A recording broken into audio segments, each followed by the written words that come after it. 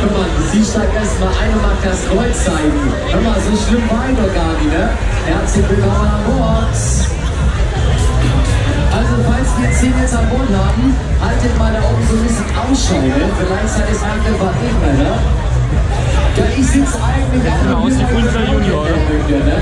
Fahrstuhl hat bei mir leider nicht funktioniert.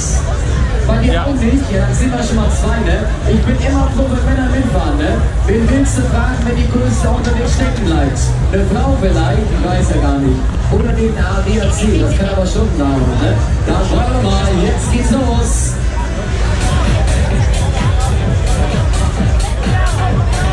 Dann wollen wir, dann packen wir's mal. Jetzt gehen wir auf, Freunde. I will take it to the top und los!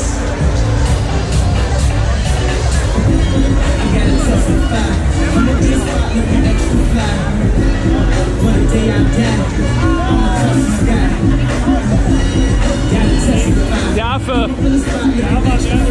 Nicht mehr! And we touch the sky. Denn das, meine Lieben, das ist er nämlich, ne? Der einzigst angenehme Teil der Reise. Im Moment, kleine Kugeltour an dieser Stelle. Tja, das war der angenehme Teil der Reise. Dann wollen wir mal packen mal jetzt. Einmal! I will take it to the top und los! Ich will Emos, ich will Ballons, ich will fliegen wie beim Mobil. Ein Single vom Rocket von Hartmann. Wie ist der denn da gelandet?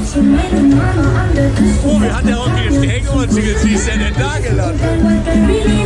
Das schickt den immer Singles umher. Komm mit den Ex-Karte.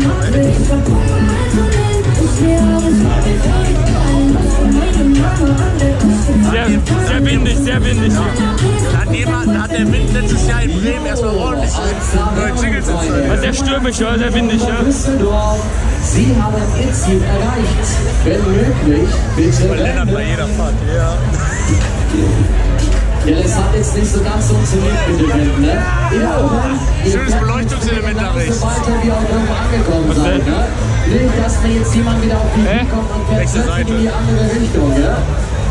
Funktioniert ein ganzer Meter nicht. Was denn da? Dann würde ich sagen, Achtung, Ach so, ja. wir starten den Countdown. Mein Arm wird wieder hier. Da brauchst du so eine Kamera, hast du da runterladen kannst.